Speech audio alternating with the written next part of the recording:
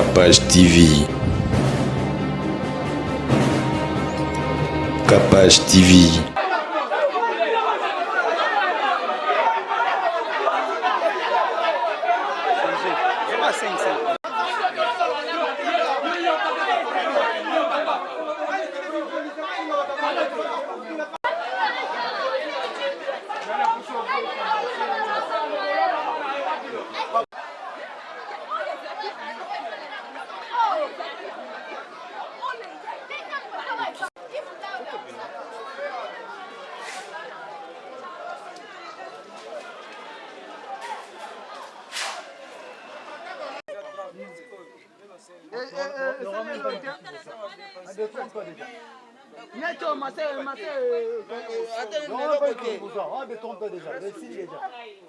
Il faut ça là,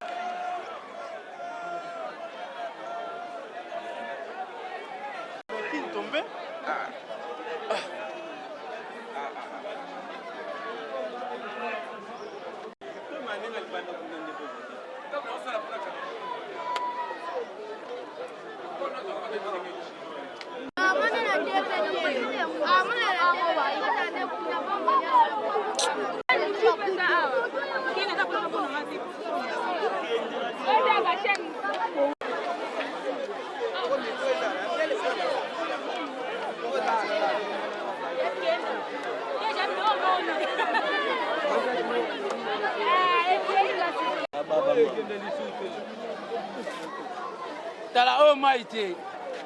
We lima ya mwasi ba ade sex mtasaibu. Comment chajo weba. Ton modèle que le monde.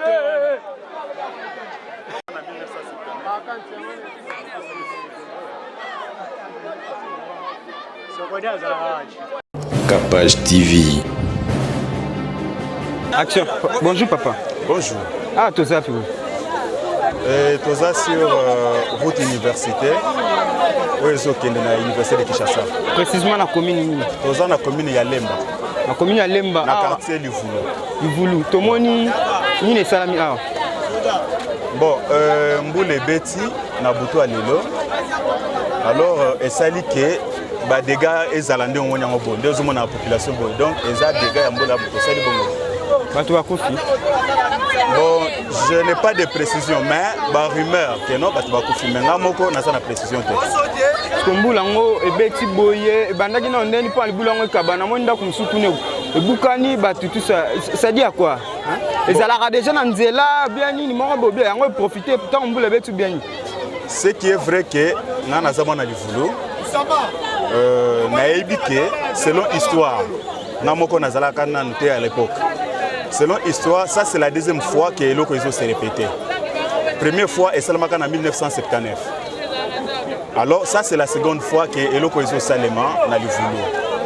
Mais ils ont beaucoup de kala, battu sur les biango, balobela ngo, filmé plusieurs fois, mais jusqu'à présent, à l'époque il y a gouvernement au Tsoleka, précision ni solution zomakate.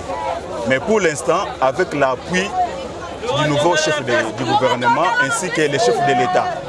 Pour azo sala ba effort nyonso azo mettre ba makasene nyonso pour que Congo na biso échanger. Yango to so comprendre que non. Ndenge salimi boy. Espérons que solution est manango. Et un petit problème. Merci beaucoup. D'accord, merci. Bongola meso mwene fongola misu omona pe fongola matoi oyoka sango ya mutuelle misunga oyo eyeli bino bakongole nyonso oyo bobelaka bamaladi ya ndenge na ndenge oyo bozali pe na makoki ya kozwa ba soin de santé te ezala awa na mboka na biso to pe na libanda ya mboka na biso mpona yango esengeli koyeba kaka ke na dollar na yo ya pamba oyo okobanda kofuta chaque fin ya mois okobanda kozwa ba soins de santé awa na mboka na biso même na libanda ya mboka na biso soki maladi na yo esengi bongo pe check up okobanda kozwa yango chaque semaine kaka ndenge yo moko olingi ya kosamba pe tembe ezali te bino moko botala mama Colette oyo azalaki kobela kasi maladi na ye esengaki ke akende kozwa soins de santé na libanda ya mboka tala ndenge mutuelle misunga ezwake en charge na nyonso ko banda Kinshasa bino moko botala ndenge azali komata pepo awa na aéroport ya Njili destination bondimela ngai Afrique du Sud mboka ya Mandela précisément na Johannesburg wapi tango akitaki logement na ye ya qualité ezalaki na maboko ya mutuelle misunga bino moko botala condition pardon ya kosamba kutu ezate e bongo check up na ye na Afrique du Sud to pe ba examen na ye evalaki kaka na maboko ya mutuelle misunga bino moko botala ndenge babali kosala ye contrôle ya nzoto donc maladi nyonso oyo avalaki kobela ebimaki pe emonanaki misunga asungi mama azongi nzoto kolongono boyoka bino moko ndenge mama alobi bandeko soki botali na ba image elongi ya malade ndenge nazalaki na lelo esengo vraiment nami monaki vraiment ondire naza soki wapi ba séjour na ngai banda na yaki ti lelo vendredi nazoyebisa bino très bien bomoni mwa elongi na bongi muke kutu bato babi par rapport ndenge oyaki na lelo changement pena po l'air wana so botali ba image na ozala kaka na kitambala na mutu moyen kutu vraiment na se maquiller ezate à partir ya lobi na butu ti lelo naza vraiment très bien. Mutualité misunga mokili mobimba mutualité misunga international kaka ndenge bomoni mama Colette ba soin de santé na ye esimbi yo pe ovali kolanda biso soki ovali bana ya mboka soki ndeko na yo abengo na Kinshasa ke azali malade komitungisama na yo te benga kaka mutualité misunga na numero oyo ndeko na yo na Kinshasa atovali na poto ye akozwa ba soin de santé à l'aisement calmement sereinement po mutualité misunga ezali wana tala kosamba na yo te kobanga na yo te komitungisa te luka kaka bandeko ya mutuelle misunga ezala maladi nini ovali kobela epa na bango okozwa solution lokola mama Colette azwi solution na ye kaka na $1 ya pamba oyo afuta na misunga ememi eti na Johannesburg na Afrique du Sud na mboka ya Nelson Mandela eske na mutuelle misunga tembe ezali eza te. Bonjour papa. Bonjour monsieur le journaliste. Ah tu zappes. Nous sommes dans quartier Livoulou, la commune ya Lemba, précisément sur la route universitaire, à la hauteur ya arrêt Kaboli Trinité na Eni Mosanto. Tout le monde a boinzélé Kabwani, vraiment ça dit à quoi?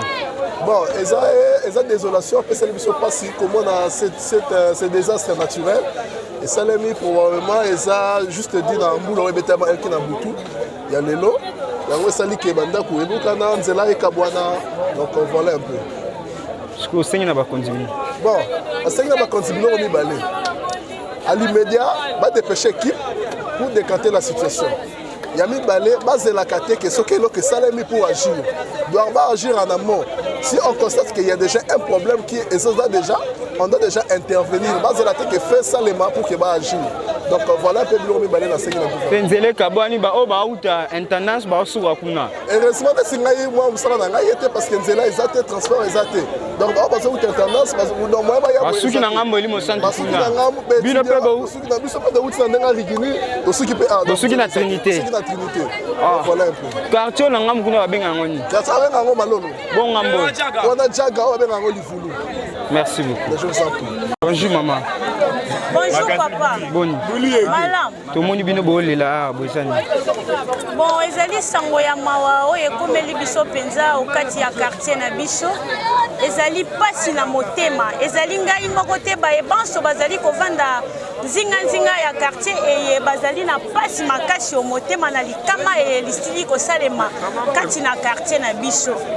Yango tozali na pasi ya kolela na motema makasi. Bosengi na bakondi basani. Tozali kosenga na bakonzi na maemaso masili koleka oyo bazali komona eselemi kati na quartier Rigini penzela ya kokende campus yango ezali kosala ete esali neti séparation basili kokabola biso moyen tokende na intendance to kokende pe na rond point to kokende Rigini ezali te ekaboli nzela makasi yango tozali kosenga na bakambi ba ekolo ete lolengelo na penza bakoki kosala le tout possible oyo ekomi ka briske babondisela biso nzela na bosembo pe na botosi bonso tosengi na bango botosi pe bosembo boleka kati na nzela eye po ete biso banso tobanda misala po kotourne kokenda ka kozwa bawewa ezali kopesa tozali na falanga penza mingi te kasi ezali kobebisa biso mwa misala na motoki tozali koluka pe na pasi tozali kosenga na bakambi ba ekolo bakanisa biso na motema boboto ya bosawa pe bakamba ekolo na lolenge losengi. Merci maman. Nzambe tolobate biloko boye tolobate Nzambe yo Otani ozolula ya bato ya yo mpe koki kokoma bongo na pomade awa toza ngai mwasi na ngai mpe okuma olingi osomba pomade naturelle awa toza en ligne www.awatozaarkem.com www.awatozaboutique.com soit appelé au numéro 00 33 75 11 10 975. Bonne adresse ya kosomba pomade Awatoza 70 rue Marcadet 18e arrondissement métro Marcadet ligne 4. Pomade Awatoza esalami na bana mboka ba congolais na banzete ya mboka Congo bokeba na pirate mpona kovimisa bamole mopenge nsima mpe tolo somba gamme ya pomade Awatoza mase yango na baparti oyo olingi evimba nsima ya 3 mois osu résultat Sali la pomade Awatoza mase yango epakomi nango kibokol na pomade Awatoza mokonzi acte esalemi oyo biso ba oyo toza baétudiant nzela tolekaka tokendaka kotanga yango oyo nzela ebukani oyo vraiment mokonzi tosengi na yo vraiment papa mokonzi papa Félix Tshisekedi Tshilombo mboka eza yo tondima yo déjà tosilia topona yo vraiment s'il vous plaît tosengi na bino bosala le plus vite que possible que biso tokoka kotanga tozwa mayele enfin que tokoma pe batu tala nzela ndenge ebukani bandako ya batu bamisusu ekei biloko batu perdre en plus société chinoise o basala nzela oyo to remarqué na se ya makadam kuna poussière libanga eza nango te mokonzi poussière kaka ya pamba libanga eza te. S'il vous plaît, mokonzi bomeka un peu kozwa ba mesure pour bosa quitter na likambo oyo nzela oyo so quitter pasi pe mawa. Merci beaucoup.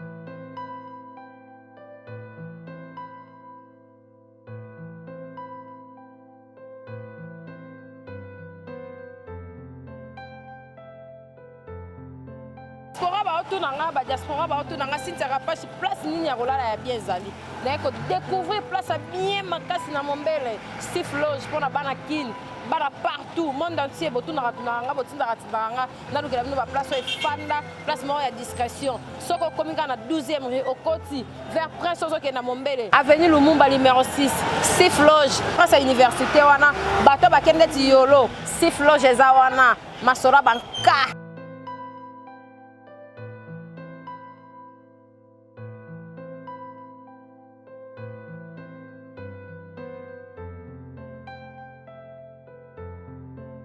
Stif loge naye kodécouvrir na mombele place ya bien mpona badiaspora bato tour balingaka place ya kimia stif loge mwana mboka nde asaleli biso tolingi te omwa mundele omwa nini te mwana mboka asaleli biso place ya bien mpona bato tour balingaka place ya bien discrétion oye na séjour na okolia bien mwa boite eza mwa bistro ezali lege bar ezali nyonso ezali stif loge ndenge mpena badiaspora balingaka diaspora kaka te na Afrique mpe bato bayaka au moins séjour au moins nini nauti mwa lubumbashi nauti braza nauti boye bocontacte ka stif loge réservation eza wana bato tout balingaka kovanda place ya bien stif loge. Capage TV.